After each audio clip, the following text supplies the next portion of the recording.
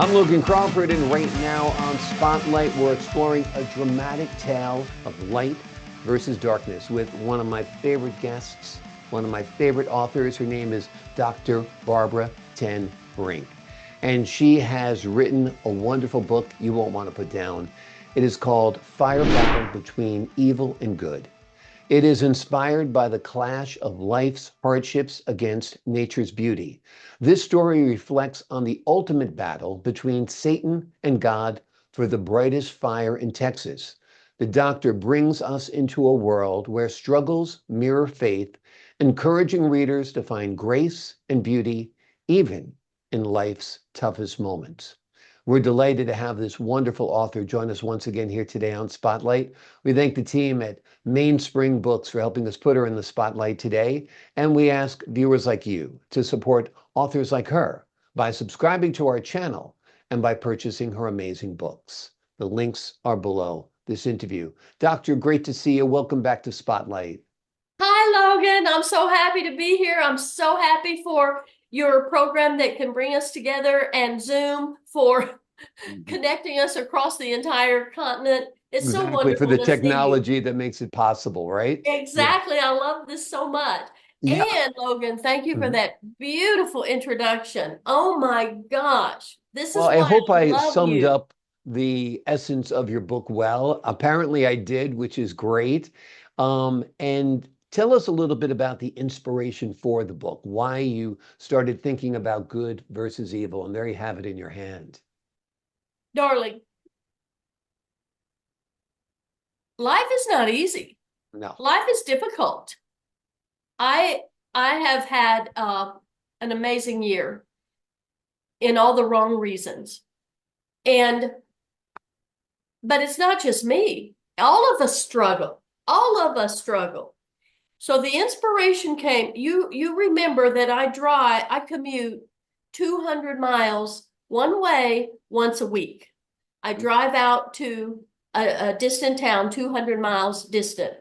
Well, Texas is famous. Remember, we're the home of Lady Bird Johnson. I write a lot of haiku about it. Thank you, Lady Bird Johnson. She was famous for bringing the nation wildflowers, teaching us to observe and respect wildflowers. No, they're not weeds, they're wildflowers. So I'm driving through the hill country of Texas during the season of wildflowers, and my head is exploding. It is so gorgeous. It is so gorgeous.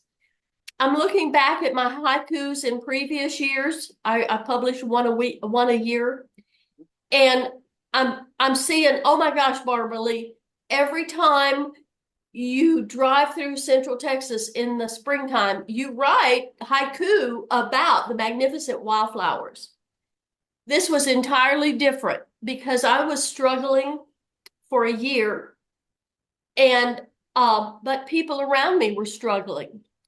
So let me tell you, Logan, I'm talking on the phone. Don't judge me, audience. Don't judge me.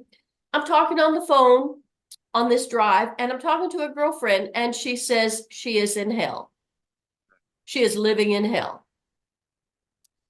But I'm driving through the magnificent, magnificent Texas Hill Country in the springtime. And Logan, this poem, this story wrote itself. It just wrote itself. So let me explain to my audience. Satan, who has a giant, giant ego, I make all this up. I'm sure it's true. I mean, that's one of the deadly vices, right? Yes, Yeah. yes, yes, yes. So Satan says, ha, Mm. I have built the greatest fire ever witnessed, ever witnessed. Mm. And he's so proud of this and he's bragging. but God thinks it's a big joke. He thinks the devil is a big joke. He knows devil can't do nothing.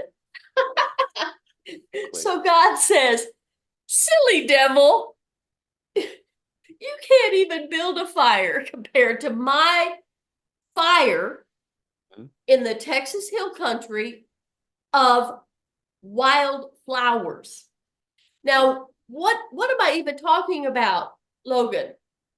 We have a Texas wildflower, and it's red. It is red, like this poinsettia. It is red. And for the last 2 years, they're called Texas fire wheels. Mm. My brain, that works the way it does, took the devil's I have built this fire in hell, and God's I have strewn beautiful Texas fire wheels for hundreds of miles across Texas. Please see that you said the word. It fits so beautifully, the juxtaposition. We have an evil spirit that would love to bring all of us down, would love for all of us to collapse under the weight of his meanness. And we have God's spirit who only wants to lift us up. And how does he do that? He gives us beauty. He gives us nature.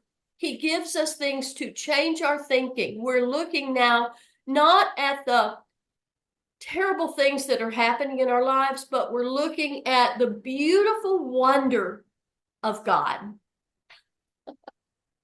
Absolutely, absolutely. And our perspective is so important too. You know, what you focus on becomes your reality. So focusing on the beautiful firewheel flowers and wildflowers of Texas is going to elevate you, is going to empower you, is going to lift your spirit, as opposed to the devastating wildfires that could destroy you. So I think that is a great juxtaposition, as we said. Right. Yeah. I love it because my book, the devil Mhm. wants to argue. He just wants to argue. He says, no, no. I only do one thing and I do it very well. And God says, honey, I do all things. And then, wait, we're not done. Because then the devil says, um, uh, my fire lasts an eternity. Well, how mean is that? How mean is that? That is just so Awful as it mean. can You just be. want to Yeah. go. Yep. Well, listen, here's my conclusion. I'm going to read it, Logan. It is so amazing conclusion. I would love to hear it. God said, again, I win. My rainbows, my show of wildflowers, and sun's rays on earth last but a blink of the eye. Any longer, and the intensity would suffocate the beholder. Beautiful. And accompanied by a beautiful image as well. And That's great. I take a lot of I illustrate my books with my photography, so I'm happy about that. Yeah, that's wonderful. And it's so true. You know, the Lord gives us a promise of eternal life, has created this heaven on earth for us. And what does the devil offer other than eternal pain and suffering? Like you said, a big raspberry and a big thumbs down, that's for sure. Right. What do you hope readers take away from this book? It is so beautiful, darling. Listen, I've already I've already received a lot of critiques, all positive, unbelievable. It's so sweet. It's so reassuring for me because I am not a biblical scholar. But everybody says, oh my God, I can relate. Everybody can relate. Logan, every one of us, every decision we make, every situation we face, there are two sides. And we make the decision, we must make the decision to be positive, to make the healthy decision of beauty and look for the good, because I'm telling you, every decision comes with a negative side. that we must go, no, or like God, silly devil. Exactly. No, there's a total yin and yang of this universe. And there is pain and suffering, as we know, and a lot of it's unavoidable. But we need to focus on the light. We need to focus on the positivity. I had a church pastor say to me one time at a beautiful cathedral down in Savannah, Georgia. His sermon was about how life is hard, but once you accept the fact that it's hard, it becomes easier. And for me, that was a paradigm shift, that there is pain and suffering in this world. There is strife and there is heartache, but accept the fact that that part of life exists and you'll be unburdened by it. And I focus on love those that, my flowers like you darling. do. I love that. Thank you, Yeah. Logan. Such Absolutely. And thanks to that priest who gave that wonderful sermon. Not too many sermons stick with me. That one did, which was great as well. You're such a prolific writer. I'm glad you've written this latest volume. You've got dozens of books out there now. Are you working on anything new? I know it's always a yes. all the time, all Yep, the which is time. great. Don't give up on Miss Claus and her bunnies. The bunnies are almost to the point of on strike. Great. Well, they're not getting they feel I can't speak for them, but I am their spokesperson, so maybe I can speak. The bunnies Exactly. feel like they're not getting the attention, the credit they deserve. Mhm. Because what happens at the North Pole? Santa gets all the credit, right? Of course he does. And the bunnies are like, hey, we want a little credit. So there Wonderful. may be a sequel. Right now, my brain is going, oh my gosh, the bunnies Okay. are fixing to go on strike. There may be a sequel to Miss Claus and her bunnies.